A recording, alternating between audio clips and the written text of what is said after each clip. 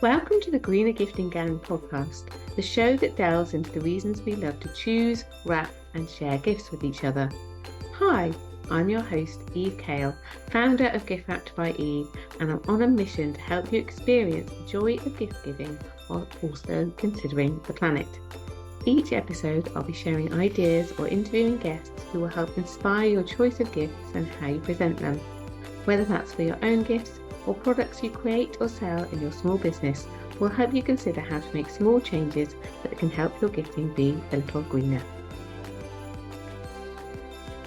What if the biggest thing standing between you and plastic-free packaging isn't cost or hassle or finding the right supplier? It's just not really knowing where to start. Today, I'm bringing you my thoughts from the Plastic-Free Gathering and how it ties into Plastic-Free July, which kicks off today. Hello, everyone. Welcome back to another episode of the Greener Gifting Gang podcast. I'm Eve Kale, founder of Gift Wrapped by Eve.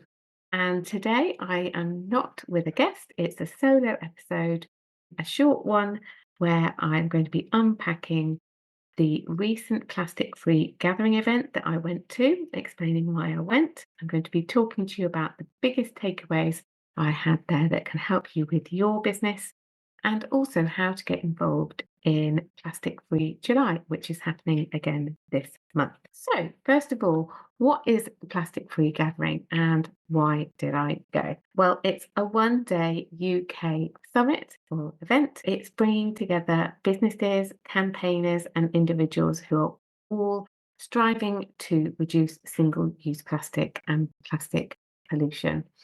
So I attended the event in Bristol, which is quite near to my hometown of Chippenham. And so I didn't find out about the gathering until just a few weeks before, but as it was so local to me and it was on a Saturday, I jumped at the chance to go along. I got to meet some people who I have worked with remotely, some people who have actually been guests on this podcast, and I knew that meeting them in person would be just a great opportunity. I went because I wanted to learn more. I wanted to understand more about what people are doing in the plastic free space, what people are trying to do, what people are achieving.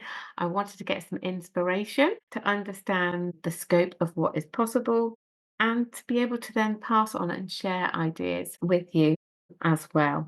It was a full day of presentations and I made lots and lots of notes, but I did come away feeling encouraged overall rather than overwhelmed. So many of the conversations were not about trying to be perfect, but they were to help us to understand how we can make small, better decisions, ask better questions, and also recognize that actually it does make a difference when small actions add up together, and how we can make changes by getting lots of people to make small changes overall. And this ripple effect is, the biggest idea that really stuck with me. So, if you're a small business listening, or perhaps you've got a job and you're part of a larger organization, or you might just be listening and thinking, well, what can I do in my own life? Remember your actions do influence other people around you, your family, your friends, your customers, your colleagues. And I want to share with you my own little ripples. I'm going to share with you my 3 ideas from the day that stuck with me. And by sharing them with you, I'm starting to create my own ripples as well. So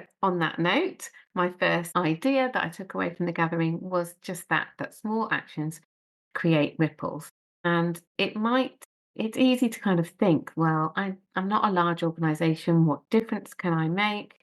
But every decision that you make is going to be helping your customers, and it's going to also be influencing other people, your customers, maybe even your suppliers when you ask questions of them, your colleagues, the communities that you are part of. And so you are more of a ripple starter than you might realize. That was my first takeaway. The second was that it's much easier if you design for sustainability from the start of a process rather than trying to change things as you go along. That's not to say that you can't change things, you absolutely can.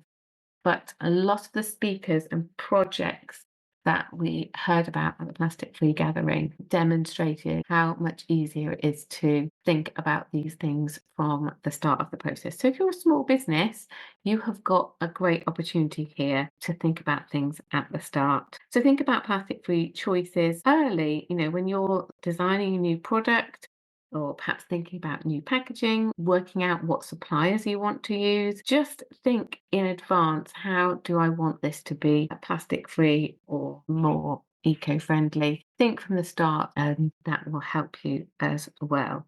It's just have it as a natural question that you can ask every single time that you look at a new item that you're going to be including in your product range or in how you package it up and send it out. Then the third idea that I really took away is that actually people do buy for different reasons, and sustainability does matter to consumers, but it's not always the main reason that people choose you. Customers are more likely to be driven by the product you're offering, the quality, maybe convenience, value that you're offering, the fact that you are a small business and that you're helping them to tick something off their gifting to-do list. So being plastic free or being eco-friendly, it doesn't replace those reasons to buy. It's unlikely that most of your customers are going to choose you just for that reason, but it stacks on top of these other reasons and becomes another reason that they feel good about their purchase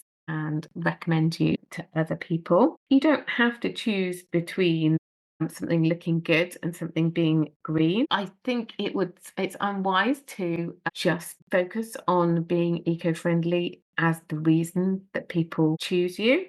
But increasingly, I feel like it's going to become an expectation that you have made these considerations.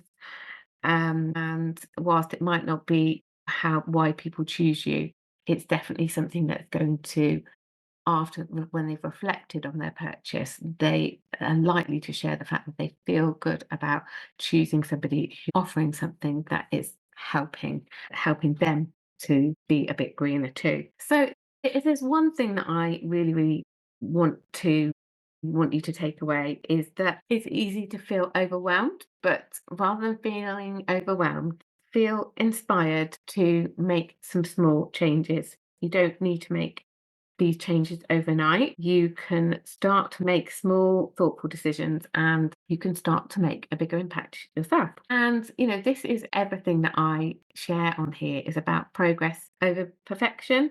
And that is what this podcast is all about. It's about making small changes that have a big impact overall. So, for example, over the course of working with small businesses, people have made small changes like changing the type of tape that they use when they seal their boxes. They've moved away from using plastic parcel tape to paper tape. People have moved away from using plastic mailing envelopes to using cardboard, or reusing items in their packaging rather than buying something new, choosing shredded paper over bubble wrap. You don't need to do all of these at once. You can just make changes bit by bit and see how they start to add up. So start small, build in being plastic free early in your process, and remember that sustainability is just one of the reasons that people love your business. It's not the main sales pitch. So plastic free action is cumulative. It's not something you need to go all in on all at once. It's something that you can start to make changes with over time. And that is why I wanted to share with you about the fact that it is July, and therefore Plastic Free July is back again. And this is something that I started getting involved in a few years ago now. I think I found it on Instagram initially, and it is a campaign now happening all over the world to help people to make small changes in their life over the month of July to go plastic free, to stop using single-use plastic in various different areas of their lives. And I think it's a good thing to get involved with because it shows you how these small changes can add up. So if you want to get involved, you can follow Plastic Free July on socials, or you can go to Plastic Free July's website. I'll put all the links in the show notes for you. They've got a calendar on there, and then every day during July on their socials and in emails that they send out, they will highlight different things that you can do to reduce single-use plastic in your life. Simple things like having a reusable bottle rather than using a single-use plastic bottle. And there are ideas all through the month. And I thought it might be nice to share what we're doing and our wins with Plastic Free July together.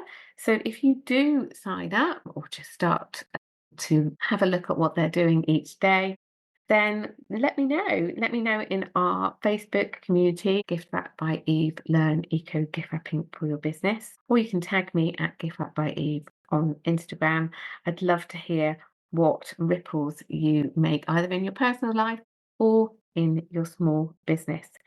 So I'll pop all of those links in the show notes. Plastic Free July. I'll also pop the link to the Plastic Free Gathering in there, which is happening again in June next year, and it is in Manchester next year. So yeah, go and have a look at all of those resources, which are designed to help you to make small changes that can have a big impact. So that is what I wanted to share with you today. I hope you found it useful. There's also another episode which I recorded this time last year, so I'll pop the link to that episode in the show notes too. So thanks everyone. I'll be back with another episode with a guest next week. I hope you have enjoyed today's episode. Thank you for listening to the Greener Gifting Gang podcast. For free resources, head to giftwrapbyeve.com/freebies and follow Eve on socials at giftwrapbyeve on Instagram and Facebook.